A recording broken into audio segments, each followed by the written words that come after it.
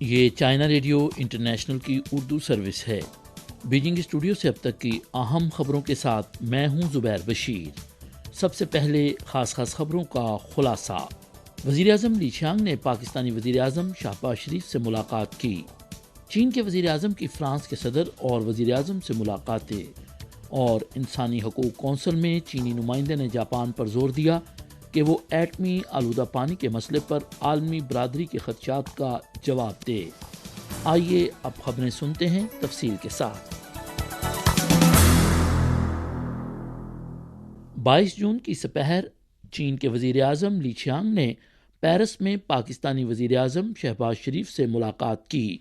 لی چیانگ نے کہا کہ چین اور پاکستان نے ہمیشہ ایک دوسرے کے ساتھ مخلصانہ تعلقات رکھے ہیں، ایک دوسرے پر بھروسہ کیا ہے اور ایک دوسرے کے لیے ہمدردی کا اظہار کیا ہے۔ چین قومی خود مختاری، قومی آزادی اور علاقائی سالمیت کے تحفظ کے لیے پاکستان کی بھرپور حمایت جاری رکھے گا۔ اپنے قومی حالات کے مطابق ترقی کے راستے پر گامزن ہونے میں پاکستان کی حمایت جاری رکھے گا۔ چین پاکستان کے ساتھ مل کر چین پاکستان چاروں موسموں کے اسٹریٹجک شراکت داری پر مبنی تعاون کو فروغ دینے اور نئے عہد میں چین پاک ہم نصیب سماج کی تعمیر کو فروغ دینے کے لیے کوشاں رہے گا۔ لی چیانگ نے نشاندہی کی کہ اس سال صدر شی جن پنگ کے بیلٹ اینڈ روڈ انیشیٹو کی 10ویں سالگرہ اور چین پاکستان اقتصادی راہداری کے آغاز کی 10ویں سالگرہ ہے۔ چین بیلٹ اینڈ روڈ کی مشترکہ تعمیر میں پاکستان کے ساتھ تعاون کو مضبوط بنانے کے لیے تیار ہے۔ چین پاکستان اقتصادی راہداری میں بڑے منصوبوں کی تعمیر کو یقینی بنانے کے لیے مل کر کام کرے گا، راہداری کی اعلیٰ معیار کی ترقی کو فروغ دے گا اور دونوں ممالک کی اقتصادی اور سماجی ترقی میں بہتر کردار ادا کرے گا۔ شہباز شریف نے کہا کہ پاکستان اور چین سدا بہار دوست اور آہنی بھائی ہیں اور دونوں ممالک کی دوستی اٹوٹ ہے۔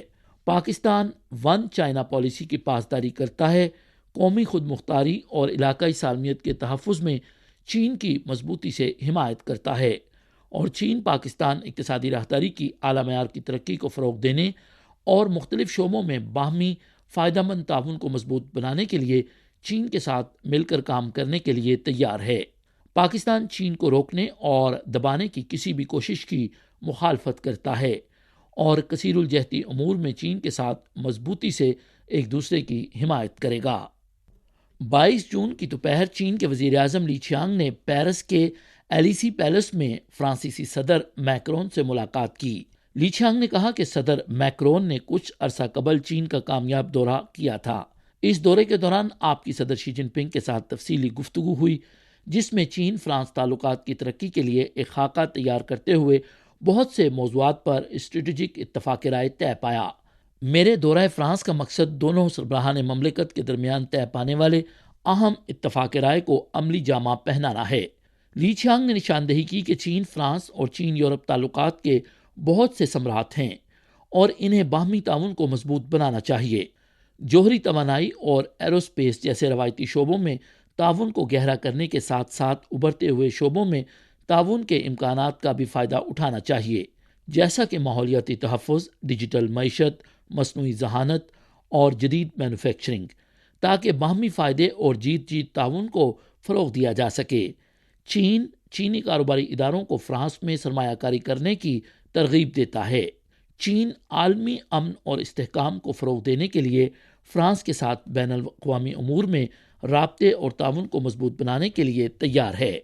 میکرون نے کہا کہ فرانس چین تعلقات کو بہت اہمیت دیتا ہے، ایک چین کی پالیسی پر عمل پیرا ہے، اور فرانس چین اسٹریٹجک ڈائیلاگ، اعلیٰ سطحی اقتصادی اور مالیاتی مکالموں اور اعلیٰ سطح کے افرادی تبادلوں کے ذریعے چین کے ساتھ ہم آہنگی کو مضبوط بنانے کے لیے تیار ہے۔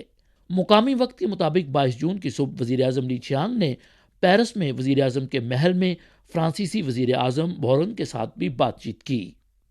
22 جون کی شام چین کے وزیر اعظم لی چیانگ نے پیرس میں یورپی کونسل کے صدر چارلز مشیل سے ملاقات کی۔ لی چیانگ نے کہا کہ چین یورپی یونین کے ساتھ مل کر نئے چین یورپی یونین رہنماؤں کے اجلاس کے کامیاب انعقاد سبز ترقی، اقتصادی، تجارتی، ڈیجیٹل اور دیگر شعبوں میں تعاون کو مضبوط بنانے اور چین یورپی یونین تعلقات کی ترقی کے لیے نئے مواقع پیدا کرنے کے لیے تیار ہے۔ انہوں نے کہا کہ چین کی ترقی دنیا کے لیے خطرات کی بجائے مواقع اور عالمی صنعتی اور سپلائی چینز میں عدم استحکام کی بجائے استحکام لاتی ہے۔ چین یورپی یونین کے ساتھ مل کر کام کرنے کے لیے تیار ہے تاکہ چین یورپی یونین کے اقتصادی اور تجارتی تعلقات کی طاقت اور استحکام کو بہتر بنایا جا سکے اور باہمی فوائد پر مبنی جیت جیت تعاون کو فروغ دیا جا سکے۔ 22 جون کو چینی نمائندے نے اقوام متحدہ کی انسانی حقوق کونسل کے 53ویں اجلاس میں تقریر کرتے ہوئے جاپان پر زور دیا کہ وہ سمندر میں جوہری آلودہ پانی کے اخراج کے معاملے پر عالمی برادری کے جائز تحفظات کا سامنا کرے۔ چینی نمائندے نے کہا کہ جاپان کا جبری طور پر جوہری آلودہ پانی کو سمندر میں چھوڑنا اقوام متحدہ کے سمندر کے قانون سے متعلق کنونشن کے تحت اس کی ذمہ داریوں کی خلاف ورزی ہے۔ جاپان اب تک یہ ثابت کرنے میں ناکام رہا ہے کہ جوہری آلودہ پانی کا سمندر میں اخراج محفوظ اور درست ہے۔ خود جاپان کی طرف سے جاری کردہ اعداد و شمار بھی یہ ظاہر کرتے ہیں کہ ٹریٹمنٹ کے باوجود تقریباً 70% جوہری آلودہ پانی اب بھی معیار پر پورا نہیں اترتا۔ فوکوشیما کے جوہری آلودہ پانی کو ٹھکانے لگانے کے لیے سمندری اخراج واحد انتخاب نہیں ہے اور نہ ہی یہ سب سے محفوظ اور بہترین طریقہ ہے۔ جاپانی فریق نے اقتصادی لاگت کی بنیاد پر سمندر میں پانی چھوڑنے کا انتخاب کیا، جس سے تمام بنی نوع انسان کو جوہری آلودگی کا خطرہ لاحق ہے اور تمام ممالک کے لوگوں کی صحت کے حق کو شدید خطرہ لاحق ہے۔ چینی نمائندے نے نشاندہی کی کہ اندرون اور بیرون ملک شدید مخالفت کے باوجود جاپان نے زبردستی ایٹمی آلودہ پانی کے اخراج کے آلات کا آزمائشی آپریشن شروع کیا، جو یک طرفہ طور پر ایٹمی آلودہ پانی کو سمندر میں زبردستی خارج کرنے کی جانب ایک اور قدم ہے۔ اگر جاپان واقعی بات چیت کرنے کا اخلاص رکھتا ہے تو اسے سمندر میں پانی کے اخراج کو معطل کرنے کا اعلان کرنا چاہیے۔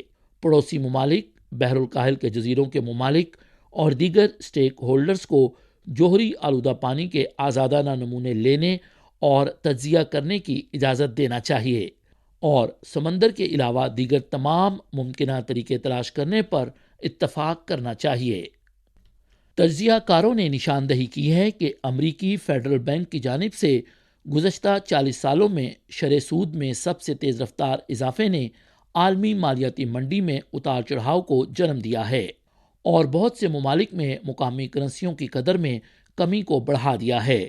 افراط زر کو روکنے اور اپنی کرنسیوں کی شرح مبادلہ کو مستحکم کرنے جیسے متعدد تحفظات میں سے بہت سے یورپی ممالک کے مرکزی بینک سود کی شرح میں اضافے کے چکر میں امریکہ کی پیروی کرنے پر مجبور ہیں۔ شرح سود میں اضافہ کر کے امریکہ نے اپنی موجودہ مشکلات اور مستقبل کے ممکنہ بحرانوں کو دوسرے ممالک تک پہنچا دیا ہے اور برطانیہ خاص طور پر اپنے مسائل کی وجہ سے اس صورتحال سے شدید متاثر ہوا ہے۔ ماہرین نے نشاندہی کی کہ امریکہ کی طرف سے شرح سود میں مسلسل اضافے کے پیش نظر یورپ کو اپنی اسٹریٹجک خود مختاری کو مضبوط کرنا چاہیے تاکہ یورپ میں مزید اقتصادی غیر یقینی صورتحال کو پیدا ہونے سے روکا جا سکے۔ افریقی ممالک میں بلند افراط زر اور کرنسی کی قدر میں کمی کے اعداد و شمار نئے ریکارڈ قائم کر رہے ہیں اور اس صورتحال کی وجہ سے کچھ ممالک نے مظاہروں اور سیاسی انتشار کا سامنا بھی کیا ہے۔ کینیا کے صدر نے اپنے حالیہ دورہ جبوتی کے دوران افریقی ممالک کے درمیان تجارت کو ان کی اپنی کرنسیوں میں طے کرنے اور امریکی ڈالر پر انحصار کو کم کرنے پر زور دیا۔ بین الاقوامی مالیاتی فنڈ نے حال ہی میں ایک تحقیقی رپورٹ جاری کی جس میں کہا گیا ہے کہ اشیاء کی درآمدی قیمتوں میں اضافے سے افریقی براعظم میں افراط زر کا دباؤ بڑھ گیا ہے۔ جنوبی افریقہ، کینیا، زمبابوے، گھانا اور دیگر ممالک کو امریکی ڈالر کی شرح سود میں اضافے کی وجہ سے معاشی مشکلات کا سامنا ہے۔